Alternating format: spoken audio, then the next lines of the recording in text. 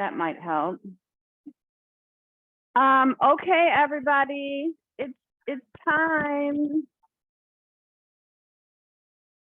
It's time. It's time. It's time. Come on, kitty, kitty, kitty, kitties. I know we have some new faces. This is a visualization. Good morning. Meditation.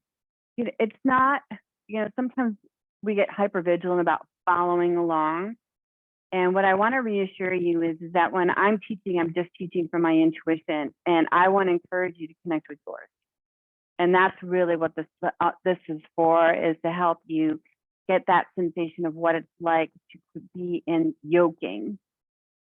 So if you have studied the practice of yoga, you've learned that yoga means yoke, to unite with something. And so this morning, in my own meditation, I was looking at how we're constantly in a state of yoking, whether we realize it or not. And sometimes we're yoking and it's really meaningful. And other times we're yoking and it may be a little bit more destructive.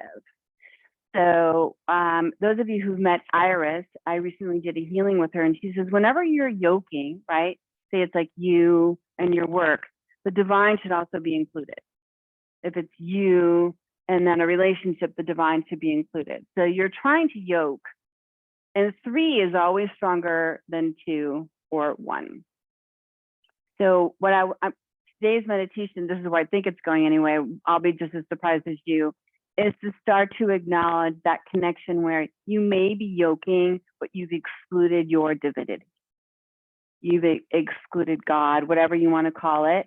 And the idea is to bring that back in, and that's where everything becomes fruitful. This will also help with whatever's coming up this Tuesday with the lunar eclipse.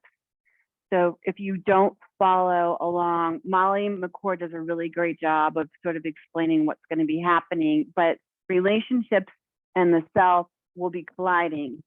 And relationships, the 7th house is full of Taurian energy. If you've ever met Earth energy, it can be very stubborn. It's about rules, foundation. There's a lot of beautiful things that come with that. And then there, on the other side, in the 2nd house, is all Scorpio energy. And if you're familiar with Scorpio energy, it's all about dredging things up, maybe from the past. So don't be surprised if a lot of your past stuff comes up in your ventures. You probably are feeling it already, but haven't really connected with it. Sometimes we just call it a bad day or a bad week, but no, it's the universe doing its job. And in order for us to evolve, there has to be a clearing, right? A process of letting go to make room for something else. So with that said, let's close our eyes and draw our attention inward. And I want to encourage you to connect with your own divinity. That's what I will be doing.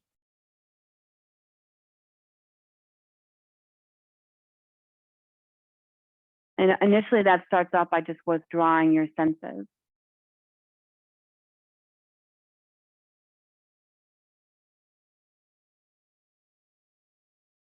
As you do that, you might become aware of how noisy it is on the inside.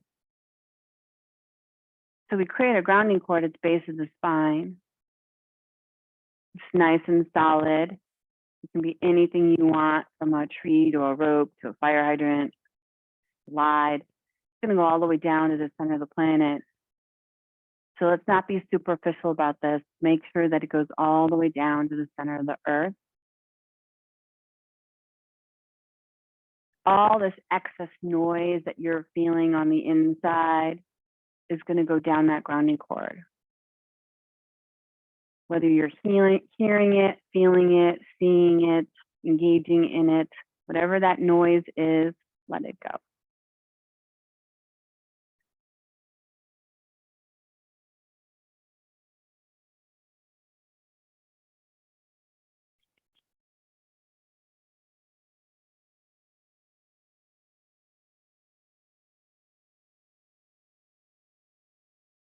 Breathe. This will help.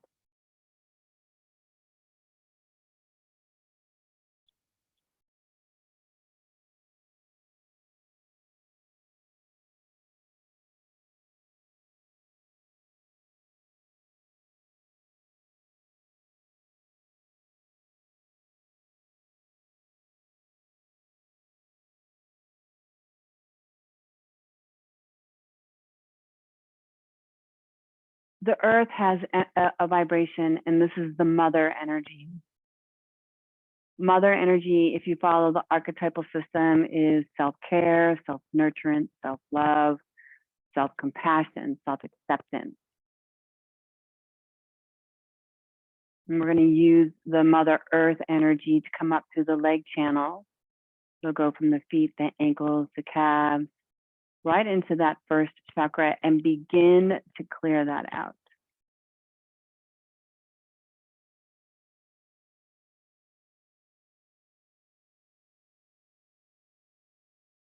The victim archetype lives within the first chakra.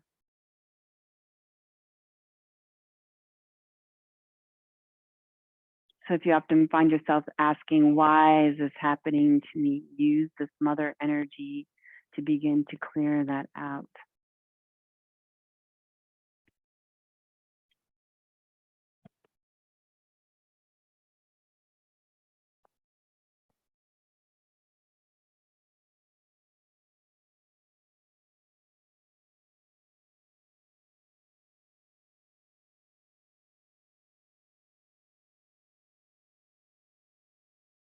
Transfer your energy, meaning transfer your attention to the crown chakra at the top of the head, your connection with the divine.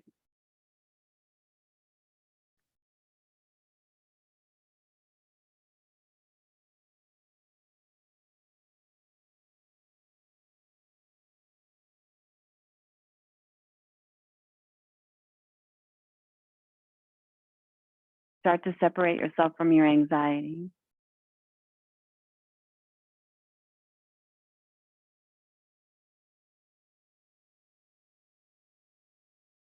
Anxiety goes down the grounding cord.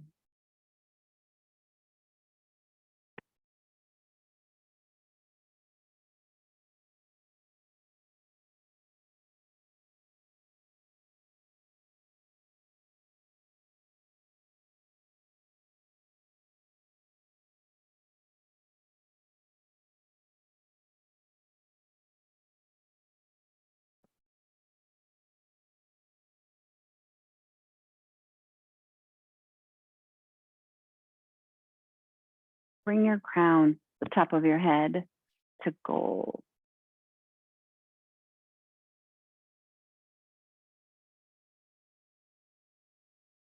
Be imaginative. This is not a serious process at all. Your spirit actually prefers you to be childlike.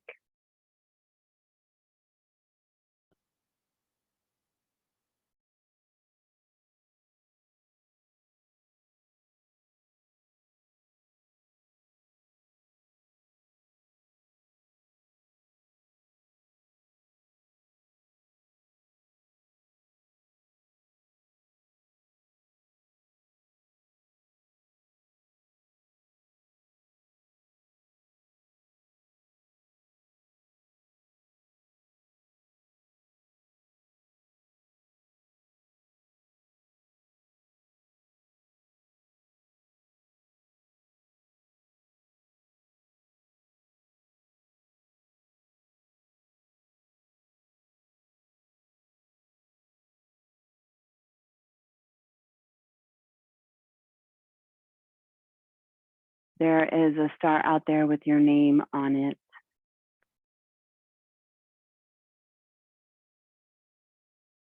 The star will look like a Merkaba, if you're familiar with what that is.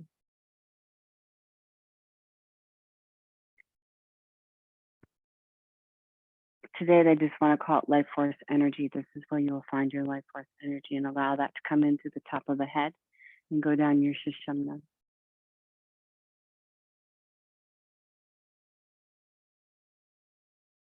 The Shishimna is two energy channels on either side of the spinal column. It works in, collaborates, let's say that, with the chakra system.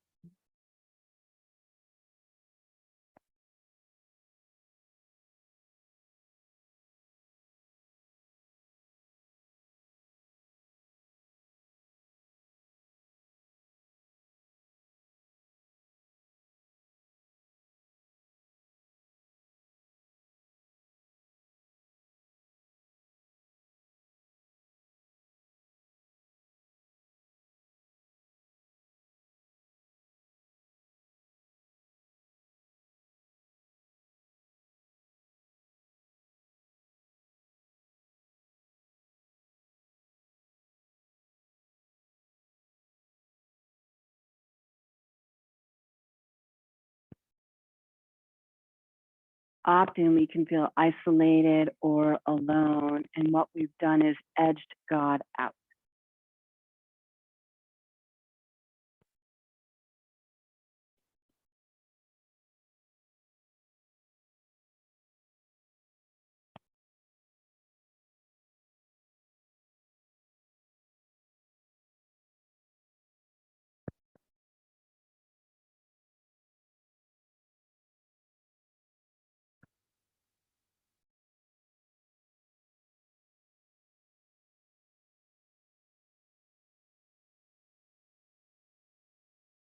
Make it brighter.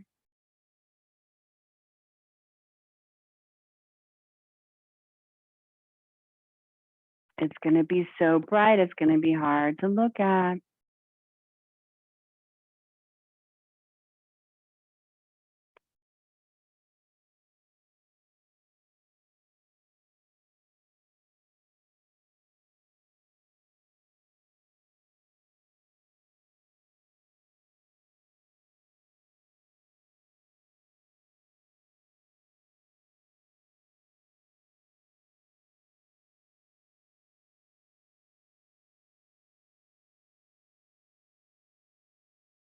Brighter than that.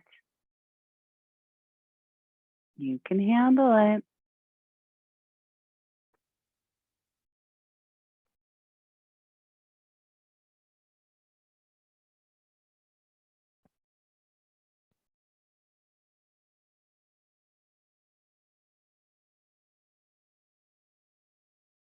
The brighter it is, the more joy you experience.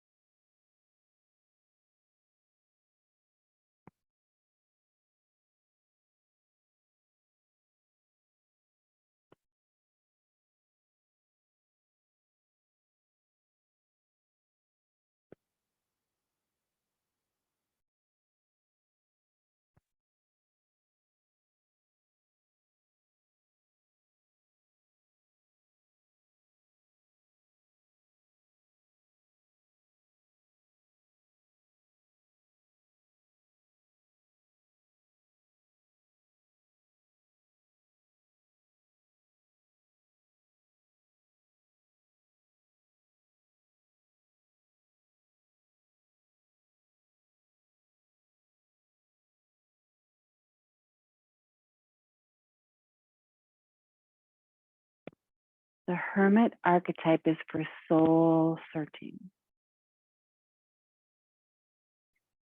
You don't have to go that far.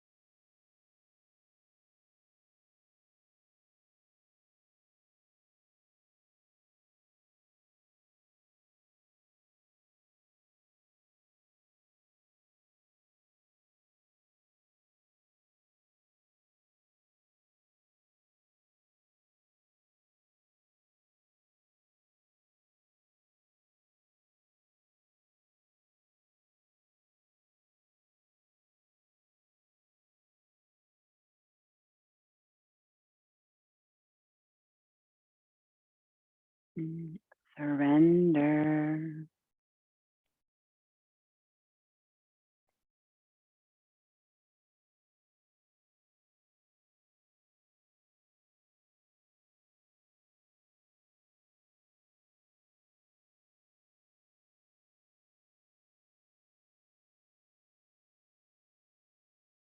And if we're not in surrender and we're in resistance, check and see if you're hanging out in resistance.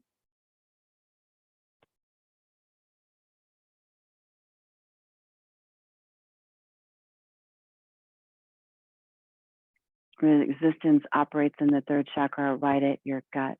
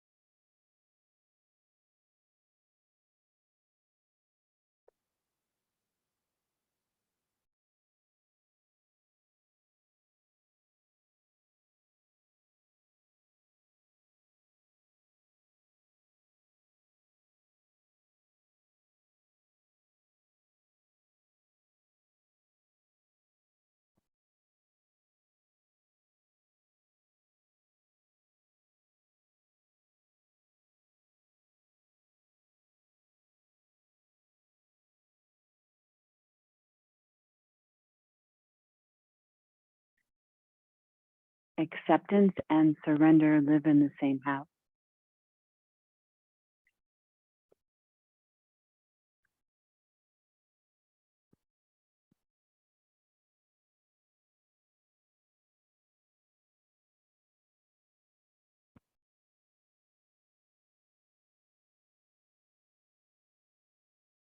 It's gonna be okay.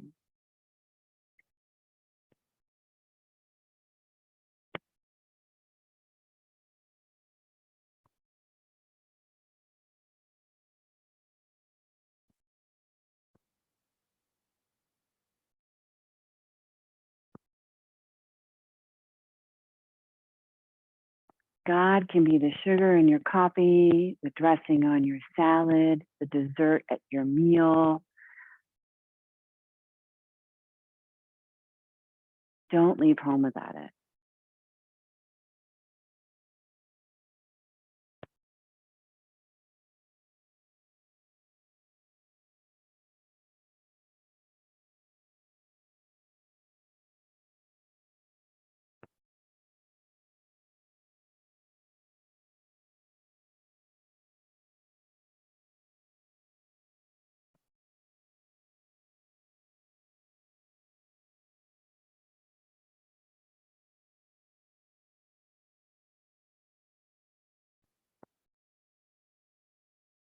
Okay, let's bring our hands to prayer, right to the center of the chest.